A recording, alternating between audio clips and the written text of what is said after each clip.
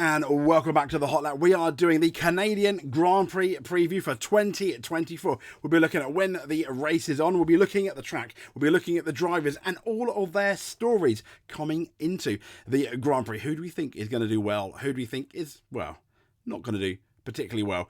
So let's get into what time is the Canadian Grand Prix on. Well, it's over the weekend of the 7th to the 9th. So this coming weekend, we've got practice on the 7th, obviously. Friday practice for 1 and 2, no sprint race, starting at 6:30 and 10 o'clock. Respectively, the 1 hour practice sessions, and after that it is practice 3 at the slightly earlier time on the 8th of June on the Saturday at 5:30, finishing at 6:30 in time for qualifying on the same day again on the 8th, Saturday evening, well, almost Saturday night really, going into the night, qualifying 9 till 10 on Sky and BBC Radio 5 Live or on the internet here in the UK. I'm not too sure where else in the other countries, but add an hour to the times, and the race starting a bit earlier than qualifying. It's quite a discrepancy actually when you look at it, starting at 7 o'clock. So lights out at 7 o'clock for the Canadian Grand Prix. So as you can see behind me, I think this is the start for the 22 race. The track behind me. But talking about the track, let's have a quick track guide, shall we, for the very much the Canadian Grand Prix. And as you can see here, we are in the Aston Martin now. Here, as you can see, I don't know, you can't see, on the right, we're going into the chicane and we are about to approach the wall of champions, and it has taken many a champion there, as you can see with the AWS logo just underneath our Canadian Grand Prix 2024 preview sign. In 1999, it took Damon Hill, Michael Schumacher, Jacques Villeneuve, who were all champion, who are all former champions, hence the name in that 1 year, and also, funnily enough, Ricardo Zonta, who that same year, who was a sports car champion, don't you know? But that was rocketing from the first DRS zone down into turn 1 and turn 2. It is a big filter turn, as in it really filters on the start. So we do see a fair few crashes here. Now we want to get on the power early into turn 3, into those turns 3 and 4, which incidentally get quite tight. Don't ask Vettel about this turn because not particularly great for him, but there we go. And what we want here now, as we're going into from turns 3 and 4, we're going into turn 5, but the important ones are going to be turns 6 and essentially turn 6 and turn 7. Here we go, because we got the second DRS and you really want to come out early, put the power on as early as you can, almost sacrifice the entry for turn 6 to make it good for turn 7. Yes, we have seen overtaking there underneath the Qatar Airways for turns 8 and 9, and once again a nice, it's just really quick chicanes, isn't it? It's quite a fast circuit. You need a good engine here down to the hairpin, where again we have seen passes. Now you want nice braking into that hairpin, because nice and early on the throttle where you can, 11 and 12, because it's now going to take us straight all the way down to the chicane, where once again that quite scary wall of champions is. Yeah, we really want to be avoiding that if we can. But right, left chicane, straight to do it all again. Yep, that essentially is our Canadian Grand Prix. So a few need to know facts. It was first vital statistics for the Canadian Grand Prix. It was first opened the Montreal track, the Circuit de Gilles Villeneuve, named after Jacques Villeneuve's dad, and not quite a world champion, but I think probably would have been. So the first Grand Prix was opened in 1967. Track length of 4.361 kilometers. A lap record of 1 minute 13.078. That's Valtteri Bottas all the way in 2019. But most pole positions is shared here currently between, arguably, statistically, two of the greatest. That's Michael Schumacher and Lewis Hamilton. Most wins, again, shared between Michael Schumacher and Lewis Hamilton on 7. Yeah, there's a slight ironic number for you. So Canada had played host to the longest race though in F1 history. You probably know about it, in 2011, with the clock stopping at 4 hours 4 minutes and 39 seconds because of the rain at the end. And it was won by none other than Jenson Button on the last lap as he hunted down Sebastian Vettel, who made a mistake at one of the early chicanes, I think in sector 1, and went off. So, I mean, safety car probability, they say about 50%. The same for the virtual safety car. Pit loss time of 18.37 seconds. So, that's your Canadian Grand Prix stats. Yeah, not too bad, not too bad, eh? But let's get into the drivers, shall we? And let's see how good these drivers are. Now, I am going to go in championship reverse order. So, who is last? Well, it's none other than this guy, Logan Sargent. As I would always say, this guy is arguably under one of the most pressure, to the point where, well, is he though? I hear you ask, because yes, I say he's under the most pressure. I think he probably knows deep down, if he hasn't been told, that no, Logan Sargent, you are not going to be at Williams for next year, because we are already talking to Valtteri Bottas and Carlos Sainz. So I think unless he wins a Canadian Grand Prix or finishes on the podium, absolutely obliterates Alex Albon, I don't think we'll be seeing him doing too many good things. So from Logan Sargent to the guy that is second to last in the championship, I was quite surprised. He's behind his teammate. It's this man, Valtteri Bottas. I would say though, that he has done. I think Valtteri has done a much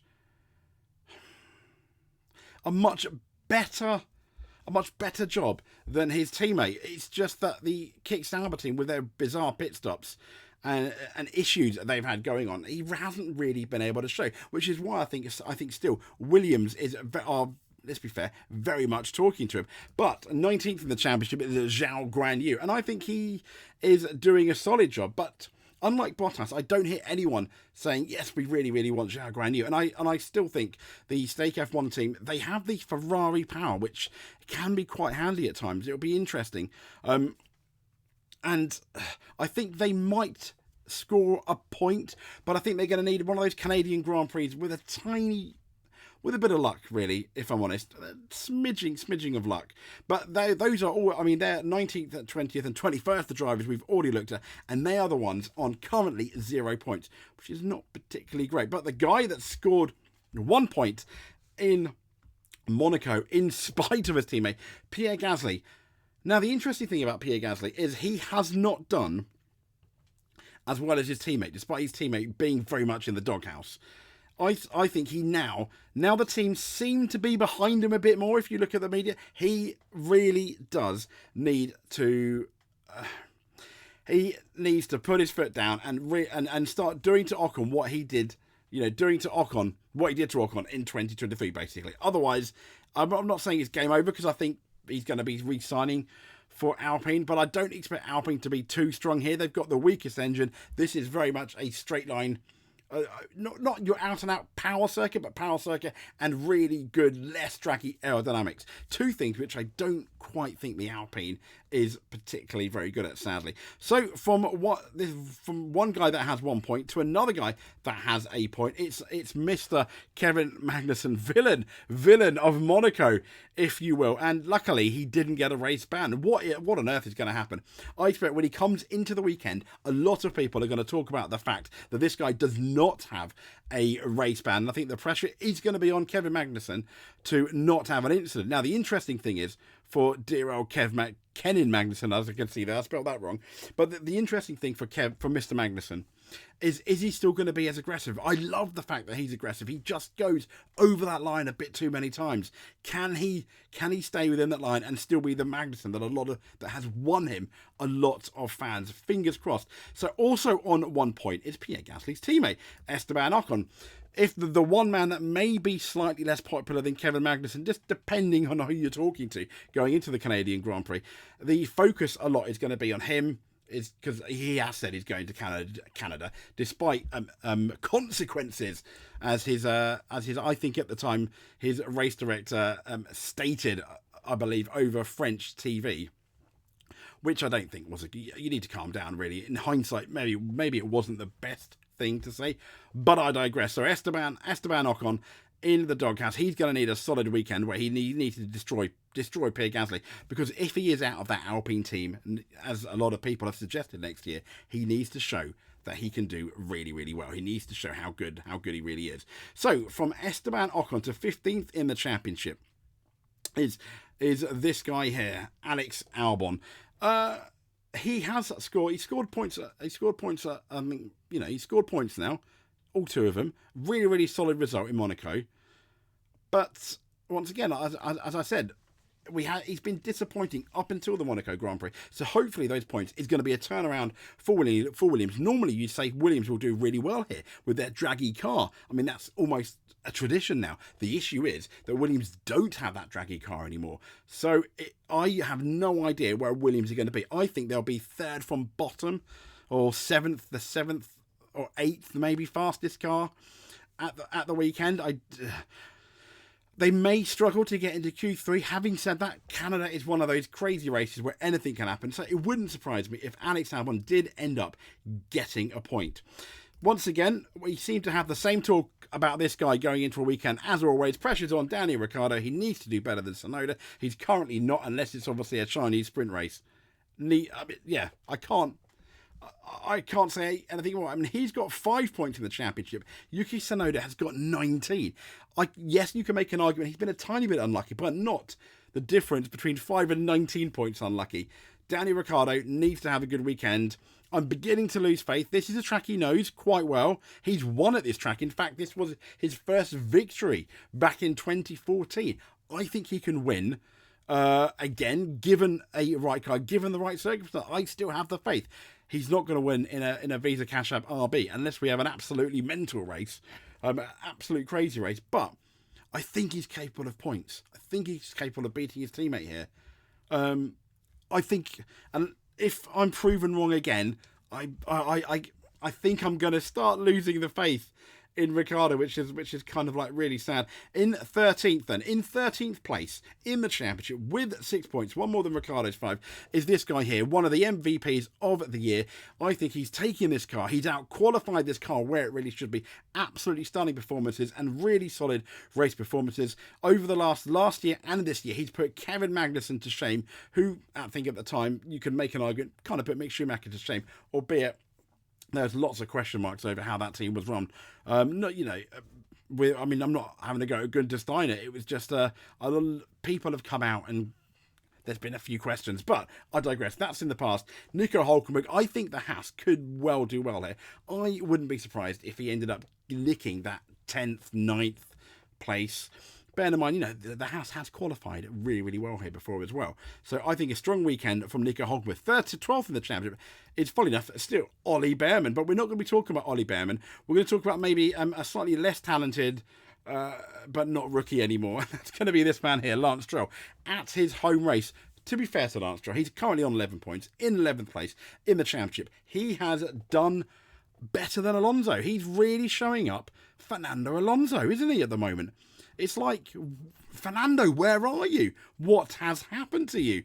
So I think he will do well here. I think he will, if not be on par with Fernando Alonso, maybe just a tiny bit better, and he may well shock us. I think points are very, very possible, albeit in the lower end of the points for Lance Stroll. So next up, we have in 10th in the championship, beating Lance Stroll, and arguably a car that's not as good is this guy here, Yuki Tsunoda. He's having, like Hülkenberg, I think he's having an absolutely barnstormer of a season so far. Why Red Bull have not taken an option on him is absolutely beyond me. Why would you want to keep Sergio Perez when you've got this guy? I don't think, if you put him in the Red Bull, I don't think he would do any worse than Perez. I mean, what have you got to lose? I'll be very surprised if he does any worse than Perez. But there we go. So he's currently on 19 points in the championship. So on 9th in the championship is this man here on 33 points. Yes, he's got 3 times as many points as his teammate. However, since he's signed what, many think to be a long-term deal with Aston Martin, he's not done very well, has Fernando Alonso. So Fernando Alonso on 33 points, but the last year he really, I'd say the pressure is on him a bit to actually have a solid weekend and beat his, let's be fair, slightly less talented and less rated teammate Lance Stroll. He needs to do it. I think points are very much definitely on the cards for Fernando Alonso. So just above Fernando Alonso in the championship, though, is the 7 times potential GOAT of all time. But he's not being that GOATy this year. I mean, he is 12 points behind his teammate George Russell, but 8th is Lewis Hamilton, who is apparently just having fun. He doesn't like this car. I mean, Mercedes, they changed car concept at the beginning of the year, and it's just not done very well. They did quite good at Monaco, but then it is quite a short circuit. Like this one, it is. It's a long circuit, but the time it takes, it's whatever. I think 1:13, wasn't it? That 1:13 that Bottas had for his what was it, the circuit de Jules Villeneuve. Yeah, it was a 1:13, almost 1:13 flat in respect of in respect of lap time. So it could be quite close for qualifying. I don't expect Mercedes to do particularly well, albeit I think they will get into Q1, and if they end up, I still think they're the 4th fastest car overall. So I think they could trouble the Red Bulls, McLarens, and all Ferraris if one of them are having a bad day. But I think Mercedes need to get their setup spot on, and one of the other teams ahead of them to be a tiny bit off for it to come good. So yeah, we'll see. But next up is George Russell again. Same goes to him. I mean, him and Lewis, I think, are so close in terms of ability over the last 3 years. Last year was a bit of a blip for George, but in terms of ability / speed, I think the big difference between the two of them is Lewis's racecraft. Kind of like a less extreme difference that we have between Oscar Piastri and Lando Norris in terms of race time. But I expect George to once again have an okay weekend. I think this will be the weekend, though, that Lewis outqualifies George for only, I think, the 2nd or 3rd time this year. It's the qualifying battle has been very much in George Russell's favour, as has most of the races. But I do expect ultimately, if Lewis doesn't outqualify George, I do think he'll beat him in the race. All things being equal, though, unless something quite bizarre happens. So next up, we have one of the men of the last few races, I think, is this man here, Oscar Piastri. No, he couldn't quite win in Miami. He didn't do too good in Imola, but a solid job in Miami, and I think a really solid job in Monaco as well. The boy did good. He's been doing an absolutely fantastic job.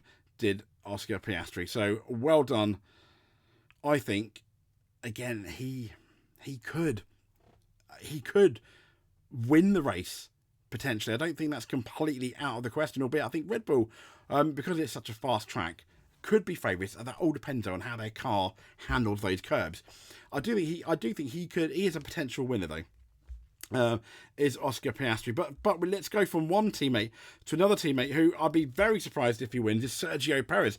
This is the man who a lot of people think is going to be signing with Red Bull again, but wow, a few exclamation marks and massive question marks over that.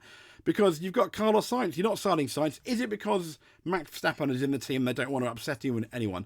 Probably, if I'm honest.